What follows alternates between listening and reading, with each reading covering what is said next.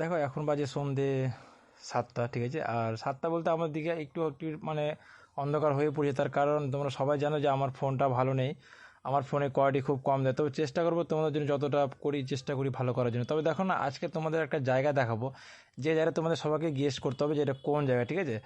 দেখো আমি কিন্তু এটা দিয়ে প্রথমবার, আমার এর আগে কখনো আসা হয়নি। তবে দেখো এই জায়গাটা দেখো, এই রাস্তাটা চিনো, আর তোমরা যদি কেউ এখানে এসে থাকো বা আমাদের পার্শ্ববর্তী এলাকার বা কেউ যদি ভাই বন্ধু যদি কেউ এই জায়গাটা চিনো, তাহলে অবশ্যই কমেন্ট করে জানাবে এই জায়গাটা কোথায়। আর দেখো এই জায়গাটা সত্যি মানে একটা মাঠের মধ্যে দিয়ে রাস্তাটা গিয়েছে, আর আমাকে সত্যি অনেকটাই ভালো লাগছে। তার কারণ এই জায়গাটাতে মানে অত বাড়িঘর নাই, আর মানে পুরো একদম শান্তশিষ্ট। আর ভাই আমার তো গরমের জন্য টাকলা গরমে গেল ভাই, তো মনে করলাম একটু তোমাদের টাকলার দর্শনটা করিয়ে দিই। তার কারণ এই টাকলা মাথাটা আমার অনেকটাই এখন আরামদায়ী জিনিস।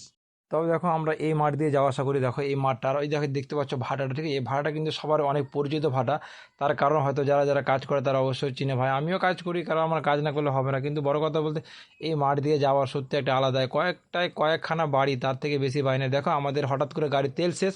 তেল শেষ বলতে কি, গাড়ি স্টার্ট নিচ্ছে না, যায় না, স্টার্ট হবে কি হবে না, কোনো মতো স্টার্ট করছে। তার কারণ একে আমি 2 হাজার দিলাম গাড়িতে তেল ভরার জন্য, আর এই গাড়িতে তেল ভরেনি, ঠিক আছে। তবে দেখো অনেকক্ষণ ধরে মারছে, যদি হবে কিনা বলতে পারছি না। যাক ভাই হয়ে গেছে। তবে সামনে আবার এগোতে চললাম, তার কারণ বলা যায় না কখন গাড়ির তেল শেষ হয়ে যেতে পারে। এই মনে হয় গাড়ির তেল শেষ। দেখো বলতে বলতে আমাদের গাড়ির তেল শেষ, আর আমরা তেল কিন্তু ভরার জন্য কোনো মতো দাঁড়ালাম। তার কারণ তেল না বলে আমরা যাবো কী করে, এখন অনেকটা রাত হতে চলেছে, ঠিক আছে। তবে বাকি ব্লগটা এখন আর দেখালাম না। তোমরা সবাই ভালো থেকো, আমিও ভালো। তোমাদের সাপোর্ট আমাদের